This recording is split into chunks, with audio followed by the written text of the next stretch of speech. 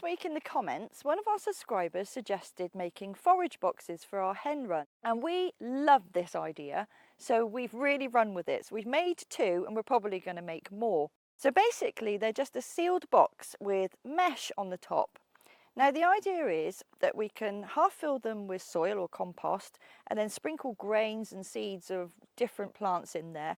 And as those seeds and plants grow through, the hens will be able to nibble at the tops of them. So we'll obviously research the best kind of plants that they need, but it serves 2 purposes. One, it's great enrichment, so it gives them something to do, and also it is better for their diet, so they get more variety in their diet with these fresh new leaves.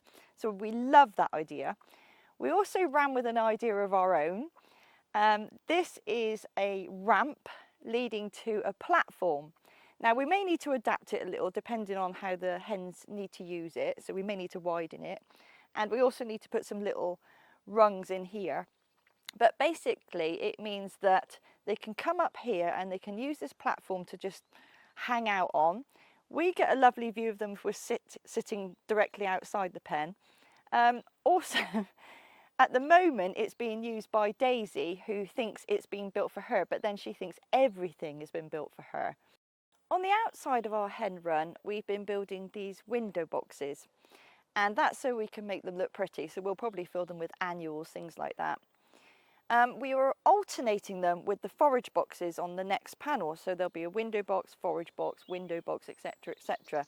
And that's so when the plants come down it doesn't obscure our view of the hens, because we are planning to have a little seating area out here. One of our subscribers in the comments also was concerned about the staples being left exposed to predators to be able to pick away at them and potentially get in. We should have said the plan was that when the panels were up and in place, that we were going to sandwich another piece of timber on the other side to prevent that happening, and you can see it demonstrated here.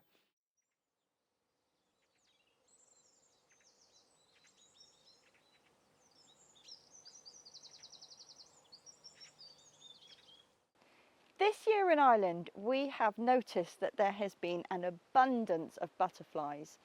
And I did a bit of research, and this is apparently because we had a really warm and sunny spring and summer. Now, I just wanted to share with you a couple of my favourite plants that will attract lots of butterflies into your garden to give you endless hours just watching them fluttering around and enjoying these lovely flowers.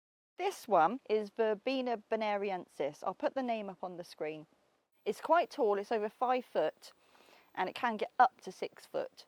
But it's absolutely, on the end of the stems, it's absolutely covered in these little lovely lilac purple flower heads, and the bees and the butterflies will dive into those to get the nectar.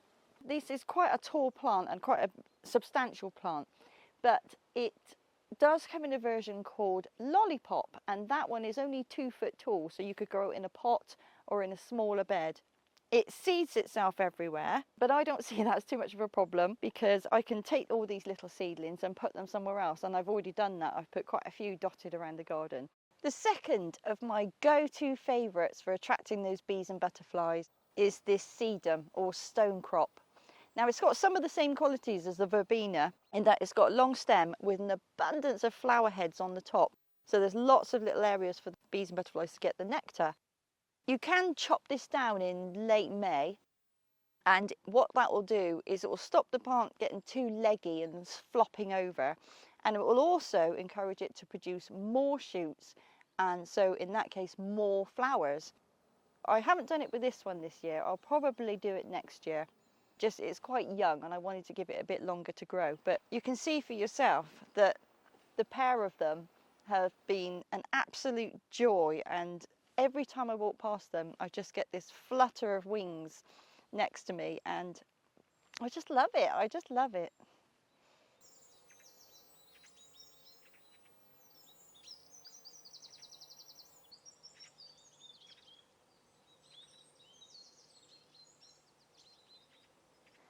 This week in the cottage has been a big week for us. Those trees that are in there and the enormous root structure have been hurdles for some time, just trying to get in there to clear out at all. We don't enjoy taking down trees, but the fact that we've planted hundreds, and I do mean hundreds more, we're quite comfortable with having to remove 1 or 2. that are in just the wrong position inside a house. But the day we chose, it was raining, a bit like it is today, and it was blowing, but there was no way we were going to postpone. We couldn't do this work ourselves because it's way outside our comfort zone. So we didn't have the skills, and we didn't have the knowledge, and we didn't have the machinery to be able to do it ourselves safely. The good thing is, we knew a man who could. So we're really delighted. We've got Steve, our good friend here, who's come over. We met before when he kindly gave us some trees, and we're finally going to tackle the trees in the cottage. Steve's a bit of an expert with the chainsaw. I'm not an expert, but I have some knowledge. He's being modest. He's being modest. So yeah, we'll see how we get on.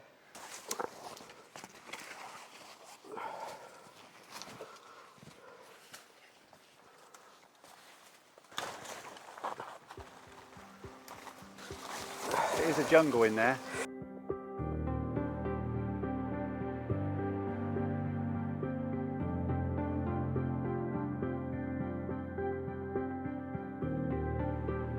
Now I have checked to make sure there's no birds nesting in this.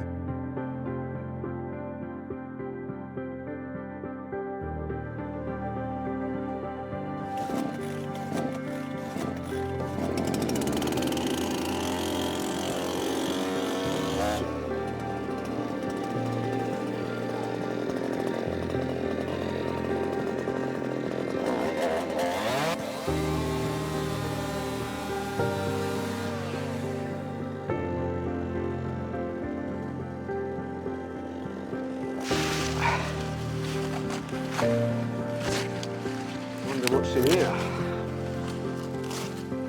Might find treasure.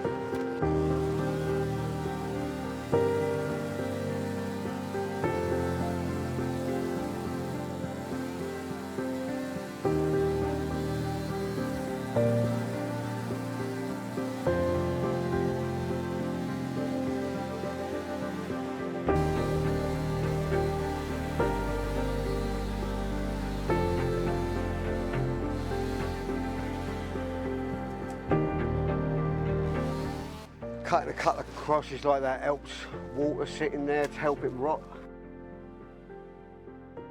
But it will take a couple of years at least to start rotting away naturally. So. Yeah, yeah.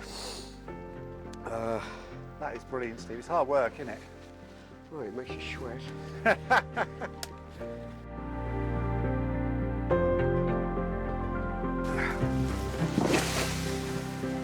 Yeah, it's all right. I'll start dragging some of them out, shall I? This is brilliant. I'll use all these. Oh yeah, you like to make things, don't you? I like to make things out of these branches.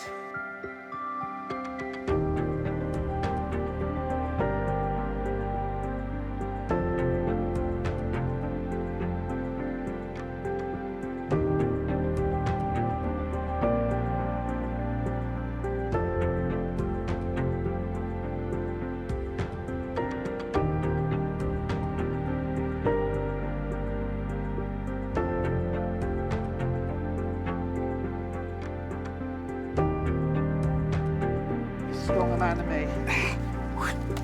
Here he comes.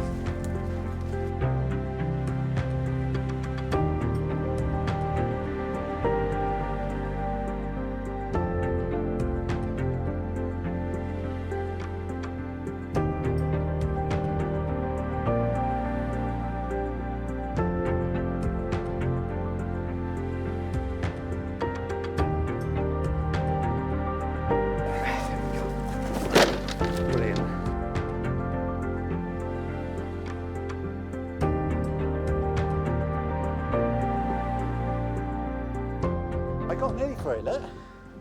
Yeah. I got quite a deep cut It's just through a there. very awkward. Yeah, well, that was about as long as and awkward as you could have gone. Actually. I know it was. Yeah, I did. It happens. Yeah. Oh, I love it though. No, it's a nice. Do you think that'd be? I can see I can do something like that, can't I? Even if it's just part of a trellis going up a fence. Sure, you can. He's got faith in me. This one you cut him out with. He got loppers and things. Yeah, yeah. And maybe a crowbar. Yeah, there's a crowbar here. Behind us, yeah.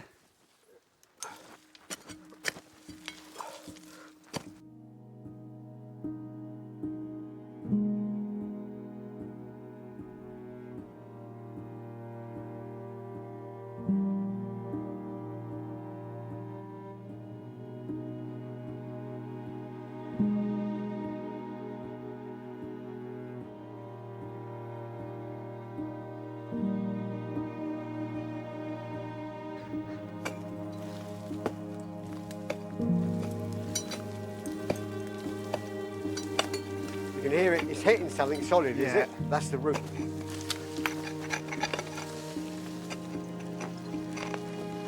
There we go.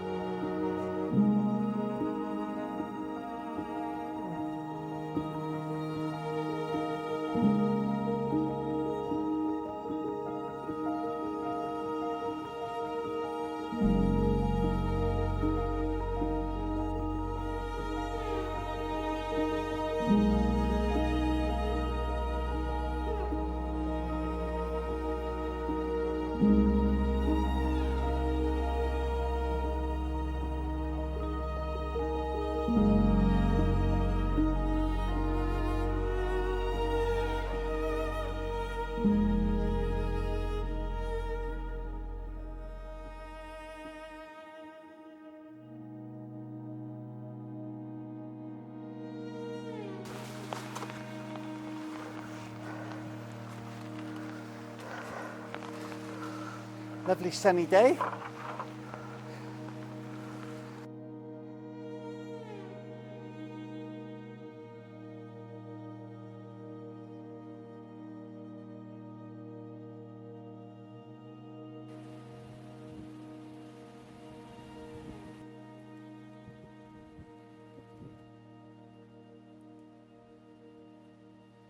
So a massive thank you to Steve. That amazing job, Steve. We couldn't have done that on our own, and it's made such a difference. We'll be able to get in there and clear it out now, won't we? Yeah, the guy is a machine. He is. He and is. and along with that, a really, really nice person as well. Yeah, absolutely top man.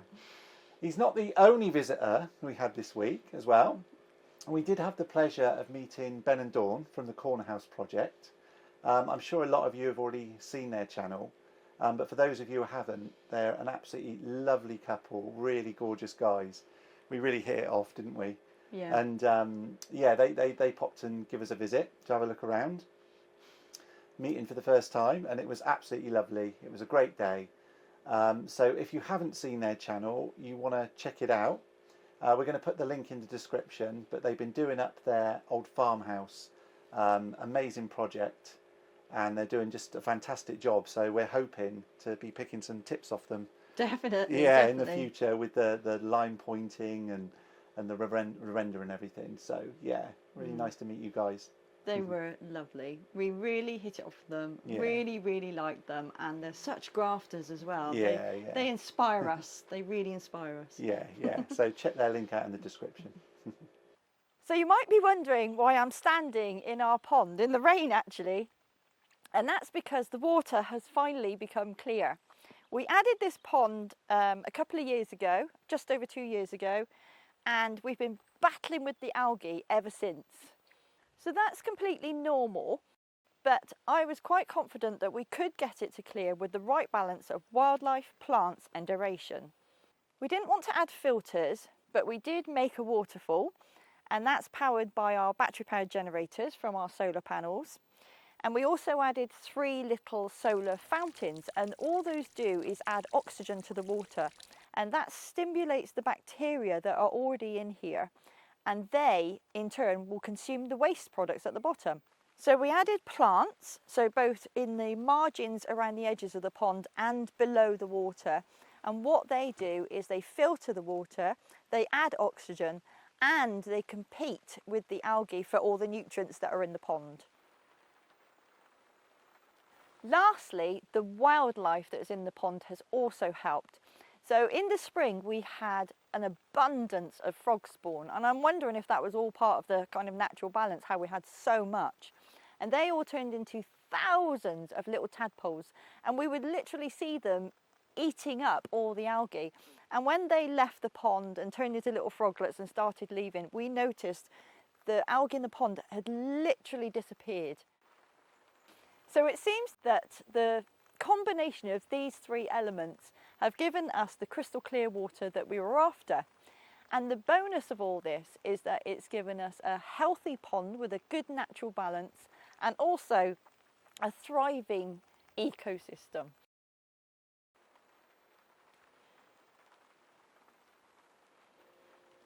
We've had some really lovely weather over the past few weeks. In fact, the past couple of months, in the spring and summer, has just been glorious. The rains come now, but we don't see that as a negative thing. We see that as a positive thing also, because it fills up our pond and our rainwater barrels, etc. But because of that, it makes it slightly more difficult to film outside. So I'm going to show you inside today. So I'm going to show you our little kitchen and how it functions compared to a conventional kitchen maybe, and how we have to pack everything into the smallest spaces. So we'll start over here. So our pans are actually hanging up there, but obviously we can't put the lids on, so we put these little pan lid holders on the wall, so that's where our pan lids go, so every time we need them we just pick them up. This is also where our little bread bin is, so we get our bread from out there, and we've got a little chopping board that we can use for our bread or our vegetables, but that fits nicely into that little slot. We've got this great little cupboard here. So we haven't got a drainer for our washing up bowl, so we've got a little rack that we pop on here. All the washing up goes on here, and then it's very easy. Most of the stuff that we've washed up will go in this cupboard. So we've got our plates, we've got our mugs, we've got all our cutlery, a few little utensils in there, the majority on the other side. At the top of the shelf we've got one essential piece of kit for us, and that's our steamer. We wouldn't be able to have the variety of meals we do have without this steamer, because we've only got a 2-ring hob. One of my favourite things up here is this. It's called a ridge monkey. I'm not exactly sure what it is, like a little frying pan, but it flips over and seals shut. So they're really good. That I use all the time. I love it for omelettes or toasted sandwiches. So I love a cheese toastie, and they come out really well in there. What else have we got up here? So we got the normal stuff. We've got a little colander and a little measuring jug.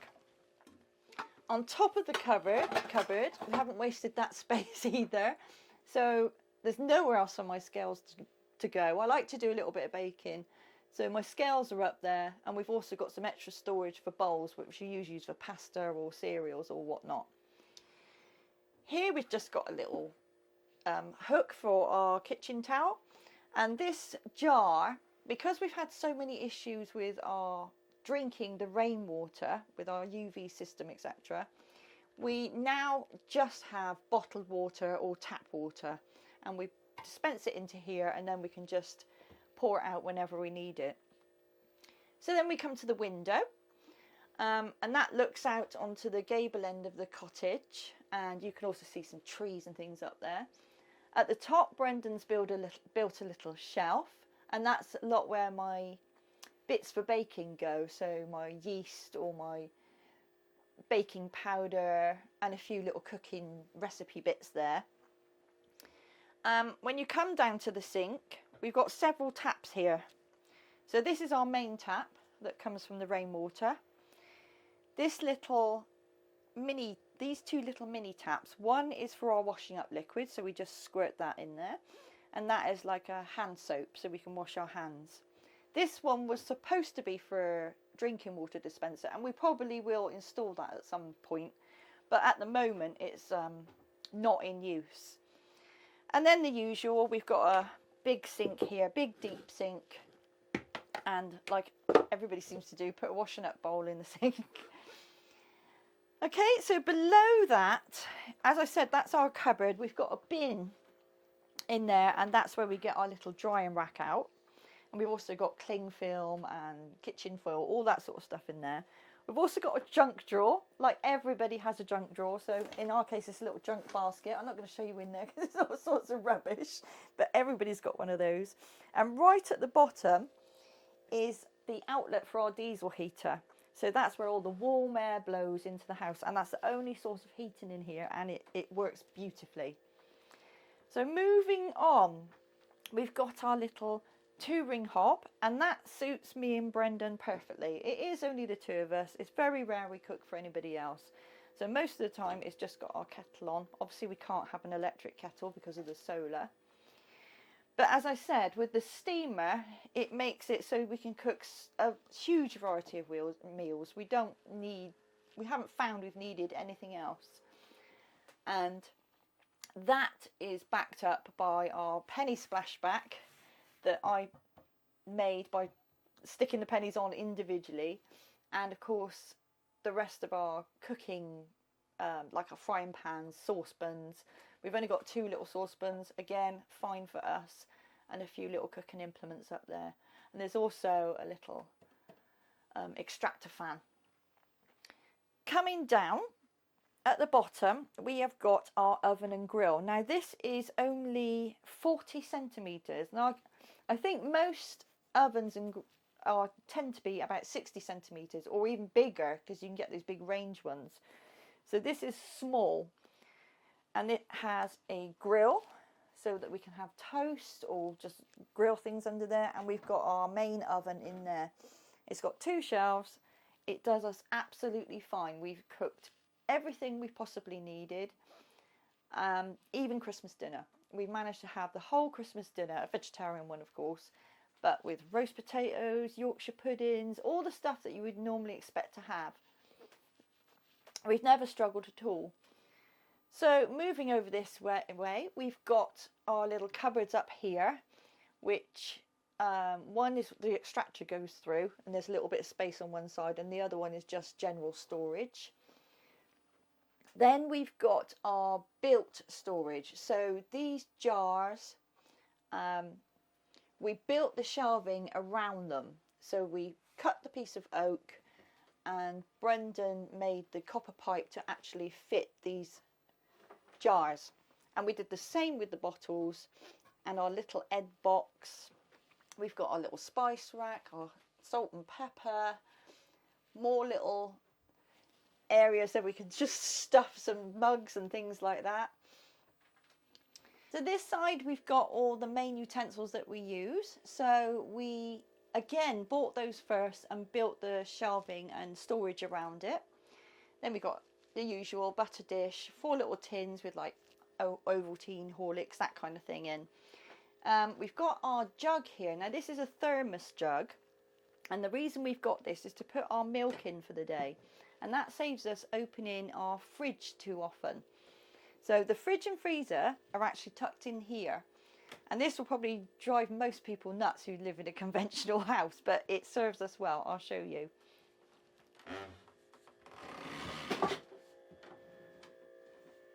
So this side is our fridge, and compared to any normal fridge, it is tiny, but again, it's only me and Brendan, and we just buy what we need. So we've got your usual in here, your cheese, your milk, your butter, everything that needs to be chilled, juices, and actually it's quite empty at the moment. This is quite low for us. Normally it's rammed to the ceiling, but that's fine.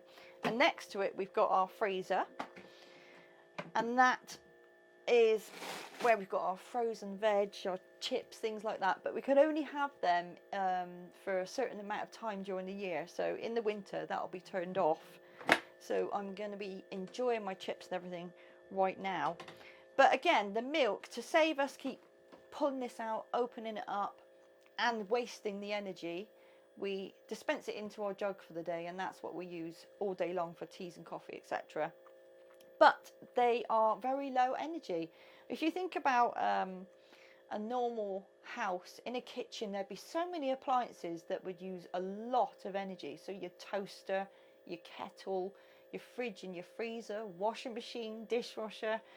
We've just got these two that use the electricity,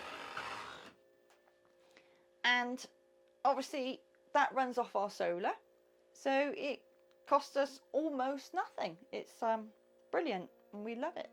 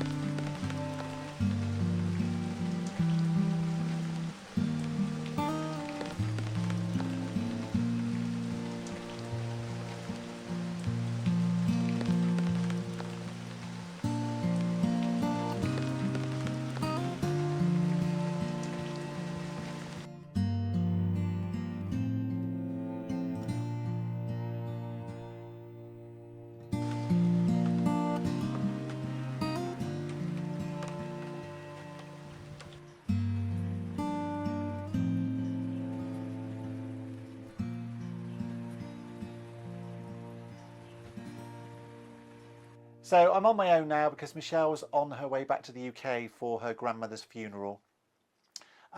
If you've enjoyed today's video, please like and subscribe if you haven't already, and we'll see you next time.